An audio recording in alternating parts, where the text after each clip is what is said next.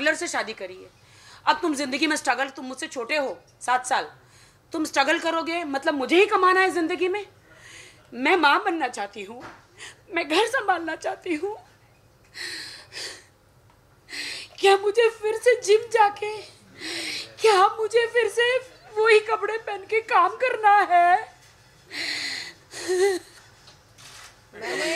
Coming back to your answer, जितने भी transaction हुए हैं अकाउंट टू अकाउंट हुए हैं, वो सबकी जानकारी आयो जोशिवारा के उनको दे दी गई है। तकरीबन 1,50,00,000 का ट्रांजैक्शन, 1,60,00,000 का, जिसमें राखी ने 1,50,00,000 पहले दिए और 10 लाख रुपया बिग बॉस में जाने से पहले ये कहकर वो 70 लाख हो गए रहूंगी, मेरी माँ की इलाज के लिए यूज होना। ये पूरा स्टेटमेंट राखी ने रिकॉर्डेड। मैंने 10 लाख रुपया मराठी बिग बॉस जाने से पहले चेक दिया था कि इसमें आदिल एंड राखी है, रादिल प्रोडक्शन में डाल देना, और इसमें मेरी माँ अगर कुछ होता है मुझे अंदर कोई बोलेगा नहीं, मेरी माँ का इलाज करना शर्लिन। तो इन्होंने क्या किया, रादिल प्रोडक्शन में तो नहीं, अपना इंडिविजुअल झूठा गुमस्ता मेरे जगह पर, झूठा प्रोप्राइटर ऐसा करके अपना इंडिविजुअल अकाउंट खोला, उसमें 10 लाख का चेक डाला, और 5 लाख मेरे, 5 लाख उनको मिला के, और उन्होंने प्रोडक्शन में 1-2 लाख खर्च किया होगा, दूसरा लड़कियों पे खर्च कर दिया, उनकी टिकट, होटल्स, उनके शॉपिंग, हर चीज़ों में।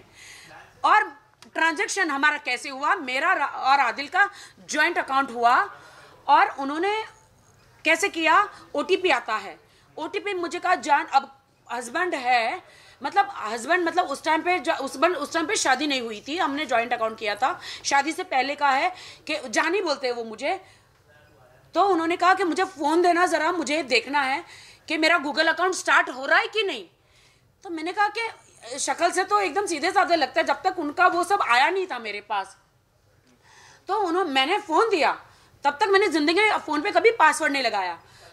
उन्होंने लिया, उन्होंने कब पैसा ट्रांसफ़र कर दिया, कब उन्होंने 1,60,00,000 की कारें ले ली, मुझे पता ही नहीं चला, ICICI बैंक से, और मुझे मालूम ही नहीं।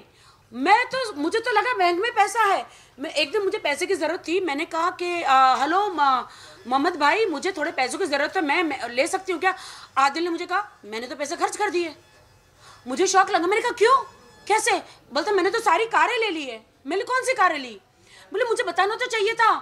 तो मुझे बोला कार का, सब कार के 6 गाड़ियाँ ली, 6-7 गाड़ियाँ ली, 6-7 गाड़ियों का फोटो भेजा, कितनी कीमतें भेजी, वो सब कुछ भेजा, और मुझे बोला ये कारों को मैं बेचूंगा, बड़ा रेंज रोवर से लेके जगवार से लेके सारी कारों को मैंने सेकंड हैंड ली है, इसको बेच के प्रॉफिट कमाएंगे।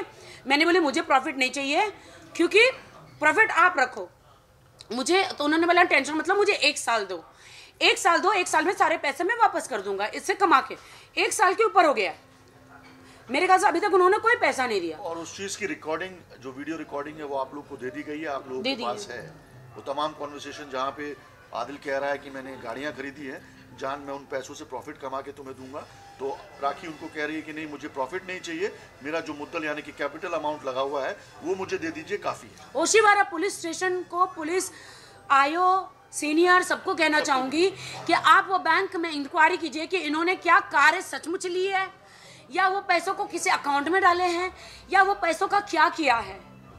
वो मेरी पूंजी है, वो मैंने जेवर बेचे, मेरे सारे जेवर थे वो बेचकर, एंड मेरा इंश्योरेंस आया था, वो सब 1,60,00,000 वो इनको मैंने अकाउंट में डाले शर्लिन।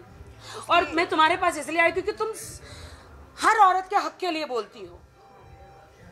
मैंने यही कहा राखी जी से कि उन दिनों जब आदिल आपके पास आया था, तब आप कोई अपना लोन क्लोज करने वाली थी? जी, या मेरे को अभी भी जब आप बात कर रहे हो मुझे याद मेरा इंपीरियल हाइट्स का एक लोन चल रहा था। उसने मेरे को बोला मैं इसका ये लोन क्लोज नहीं करवाऊंगा और ये पैसे इन्वेस्ट करूंगा। मुझे नहीं राइट, मुझे अभी ये बात ध्यान में आई तो मैं आपसे पूछ राइट। मेरा एक इंपीरियल हाइट्स का फ्लैट का लोन चल रहा था। मैंने कहा मेरे पैसे आए हैं, मुझे फटाफट लोन चुका देना है, मेरे को कर्जा मुक्त हो जाना है, क्योंकि मेरी मां स्टेटमेंट में यही कहा है पुलिस को कि मैंने वो पैसे लोन चुकाने के लिए। नहीं, बिल्कुल नहीं। तो मेरे वो तो दिखा सकता है ना पुलिस को, तो वो मेरे ही पैसे थे, मुझे लोन चुकाना था। और उसने कहा कि नहीं लोन तो मत चुकाओ, इसको हम लोग बिजनेस में डालेंगे, और ये एक कार अगर 50 लाख की है तो मैं 65 में बेचता हूँ, तो 15 लाख हमारा बेनिफिट है, प्रॉफिट है। कभी 5 लाख प्रॉफिट है, कभी 10 लाख है, कभी 20 लाख है, कभी 2 लाख है, ऐसा प्रॉफिट है। तो मैंने कहा एक काम करो, मुझे मेरा मुद्दल दो, प्रॉफिट आप रखो, मुझे नहीं चाहिए। नहीं, मैं तुमको कभी कभी प्रॉफिट दूंगा। मैंने कहा प्रॉफिट तो नहीं, आप मेरे, हम शादी करेंगे, अगर आप मेरे हस्बैंड है तो आपको तो मतलब आप फ्री में तो नहीं रहेंगे ना कुछ तो घर में तो करना ही पड़ेगा ना, ऑफकोर्स। मैं तो कोई सिक्योरिटी तो मांग ही नहीं रही हूँ। तो ये मेरा मुद्दा है जी। बोलिए क्वेश्चन। मैं एक्चुअली ये कह रही थी कि कुछ महीने पहले मैंने एक मुहिम शुरू की थी यौन शोषण का विरोध करने के लिए, यौन शोषण करने वालों के ख़िलाफ़ आवाज़ उठाने के लिए। तो जब मेरी मुलाकात हुई थी राखी जी से 9 फरवरी की शाम को, तब राखी ने यही बात याद दिलाई, कहा कि आप तो पीड़ित महिलाओं के हक में, उनके पक्ष में आप आवाज़ उठाती हैं, तो अपनी बहन के लिए यानी इनके लिए आप आवाज़ नहीं उठाएंगी? मैंने बोला बिल्कुल उठाऊंगी, बेशक उठाऊंगी, क्यों नहीं। तो आपके सो कॉल्ड कथित भाई साहब ने ऐसी हरकत की मेरे साथ। तो मैंने कहा देखो राखी, मुझे बिल्कुल नहीं मालूम था कि आदिल की असलियत क्या है। हमने मीडिया में आपके रोमांटिक वीडियोस देखे, लवी डवी वीडियोस देखे, और हमें ऐसा लगा कि आप दोनों एक दूसरे से बेहद प्यार करते हैं, मोहब्बत करते हैं, लेकिन नहीं मालूम था कि पर्दे के पीछे क्या चल रहा है और सच्चाई क्या है, किसकी क्या असलियत है, क्या हकीकत है। लेकिन जब ये सारी बातें सामने निकल कर आई, तब एहसास हुआ कि जैसे फिल्मों में हमें दिखता है लव स्टोरी, वैसे रियल लाइफ में, असल ज़िंदगी में होता नहीं है। बहुत कम लोग होते हैं खुशनसीब जिन्हें सच्चा प्यार मिलता है। तो मैंने राखी से यही कहा कि राखी, अब आपको क्या करना है? तो राखी ने कहा कि सबसे पहले तो अपने पैसे वसूल करने हैं उससे, क्योंकि वो मेहनत की कमाई है। इनके सर पर किसी माँ बाप का हाथ कभी रहा नहीं। जो कुछ इन्होंने कमाया है अपने बलबूते पर कमाया है, जो कुछ बनी है अपने बलबूते पर बनी है। तो मैंने कहा हाँ, ये बात, मतलब इस बात से मैं सहमत हूँ कि आप प्लीज़ अपने पैसों की वसूली करें। I feel so sad Sherlyn, गर्लफ्रेंडों को जेवर बांट रहे हैं, बीवी को कभी एक रिंग तक नहीं लेकर दी। मैं बड़ा बनूंगा, पहले तो मुझे बड़ा बनाओ। मुझे इस्तेमाल किया, सीढ़ी बनाया बॉलीवुड में आने के लिए। ऐसा कोई स्टार नहीं जिसे मैंने आदिल को नहीं मिलाया। मीट माई हस्बैंड, सारे स्टारों ने आदिल को इतना रिस्पेक्ट दिया, प्यार दिया। मुझे आज इतना दुख हो रहा है कि मैं तुम्हें सिर्फ मैं ही मिली थी क्या सीढ़ी बनाने के लिए? मेरी जिंदगी में तो और भी दर्द थे।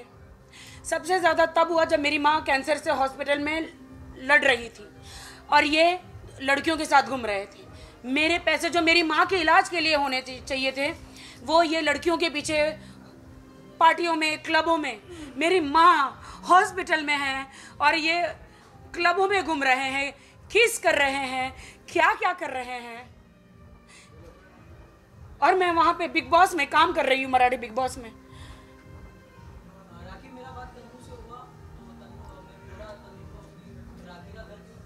Let's don't bring Tanu here. Let's talk about Sharlin and Rakhi. Yeah. We don't want to answer anything. I don't want to answer about any girl here. Let's Just talk me about and Sharlin. No more question about it. राखी ये जानना चाहेंगे, एक normal रिश्ता भी जुड़ता है तो वो पहले देखता है कि लड़का कैसा है, क्या है, सिक्योरिटी पहले तो वो लेता है। आपने ऐसा क्या देख लिया था आदिल को जिसको? क्या देख लिया था? मैंने राष्ट्रीय को सबको वीडियोस भेजे थे। वो आपको खाना खिला रहा है, आपको जूते पहना रहा है, आपको सॉक्स पहना रहा है, आपके बाल गूंथ रहा है, आपको प्यार कर रहा है, आपको फिल्म देखने लेके जा रहा है, आपकी छोटी छोटी जरूरतों को पूरा कर रहा है। आपको अभी वो कह रहा है कि मैंने कार गिफ्ट करी है। शैली, कार मुझे किसने गिफ्ट करी है? अब तू ही बताए तो अच्छा। आप बताओ। मुझे शैली ने कार गिफ्ट करी है। वो जो गिफ्ट है ना, वो BMW X1 जो है, शर्लिन अपना शैली जो है वो मेरी बिजनेस पार्टनर बनना चाह रही थी, मैसूर से है। तो इन्होंने मुझे कहा तुम छोटी कार में घूमती, मुझे अच्छा नहीं लगता राखी, मुझे लगता है कि मुझे तुम्हें एक कार गिफ्ट करनी चाहिए, तो तुम मैसूर आ जाओ। तो जब उनका कार का बिजनेस था तो उनका क्या आपस में इंट्रोडक्शन यही हुआ था कि मैंने जो है आदिल जो है पहले से भी कार का बिजनेस ही करता था, उसका मेन बिजनेस जो है कार डीलिंग का या सेकेंड हैंड कार्स का, प्रीमियम कार्स का। तो जब मैंने उसको डिस्कस किया कि मैं राखी को एक कार देना चाह रही हूँ, तो उसने मेरे को कहा कि ठीक है दीदी, क्या इसमें जब भी आप वो सेरेमनी करेंगे, जब भी आप वो कार देंगे, क्या मैं भी उस टाइम पे उसका हिस्सा बन सकता हूँ? मैंने बोला ठीक है, it's okay, can be done. तो जो मुलाकात जो राखी की हुई थी, एक्चुअल जो जहाँ से बातचीत शुरू हुई, मैंने राखी को मैसूर बुलाया था और मैसूर से हमने कार ली, वहाँ से ही जो है ये सिलसिला जारी हुआ। तो मुझे वो कार शैली ने दी थी, लेकिन उस वहाँ पे उसने बोला तुम मेरा नाम लो, मेरा नाम लो, शैली का नाम नहीं आना चाहिए। और मैंने कहा ओके, बट मैंने हमेशा जब कहती थी शैली ने मुझे कार दी तो हमेशा वो चिढ़ते थे। बट आदिल, आपने बहुत बुरा किया मेरे साथ। मेरा एक सवाल रहेगा, जिस तरह आपने कुछ समय पहले एक ट्रांजेक्शन की बात की, काफी सारे बड़े अमाउंट ट्रांजेक्शन हुए, कभी आपने कैश बुक या फिर कुछ बैंक से आपने पता करने की कोशिश की कि वो अमाउंट जा कहाँ रहे एग्जैक्टली? मैंने बैंक से पता करने की कोशिश की, उन्होंने बहुत सारे अकाउंटों में ट्रांसफर मारे। तो मेरे हस्बैंड को पूछा आपने ये कहाँ ट्रांसफर मारे? तो राखी डोंट इरिटेट मी, वो जो गुस्सा हो जाते हैं तो जो मारना शुरू कर देते हैं। क्या आपने कभी बैंक से संपर्क नहीं किया? मैंने किया, मुझे कैसे पता चलेगा उन्होंने कहाँ ट्रांसफर किया? मैं उन लोगों को जानती नहीं हूँ ना, जो मेरे हस्बैंड आदिल ने मतलब जो ट्रांसफर किया मुझे नहीं पता है ना, उन लोगों को मैं नहीं जानती हूँ। अब वो पुलिस इंक्वायरी करे ना, कि उनके अकाउंट में से पुलिस इंक्वायरी करे ना। मैंने तो केस किया है। कौन सा धारा बोलते हैं उसको? 420 चीटिंग का, 420 तमाम धाराएं हैं। मैंने वो मुझे नहीं पता है ना, तो मैंने उनको इतनी बार पूछा कार के लिए, उन्होंने हमेशा हाथ उठाया मेरे पे, ऐसे हाथ उठाए। आप सोच नहीं, मेरे पेल्विक में अभी भी स्वेलिंग है। आज भी कोर्ट में हमने यही प्रे किया कि इन्वेस्टिगेशन बहुत जरूरी है और पुलिस कस्टडी बहुत जरूरी है, क्योंकि उसके बाद ही तो सवालों का जवाब मिलेगा कि ये पैसे गए कहाँ। इतनी बड़ी मेरी सर्जरी हुई यूट्रस की, उन्होंने मुझे ऐसे लात मारी है यहाँ, मुझे अभी भी स्वेलिंग है। डॉक्टर ने भी देखा है। आप मुझे अभी लेके जाओ किसी भी डॉक्टर के पास, आप लोग अभी लेकर जाओ। सी माई स्वेलिंग, जा नहीं रही है वो। आदमी की लात कितनी जोर से पड़ती है। जब भी मैंने हमेशा 8 मंथ्स बर्दाश्त किया, हमेशा हाथ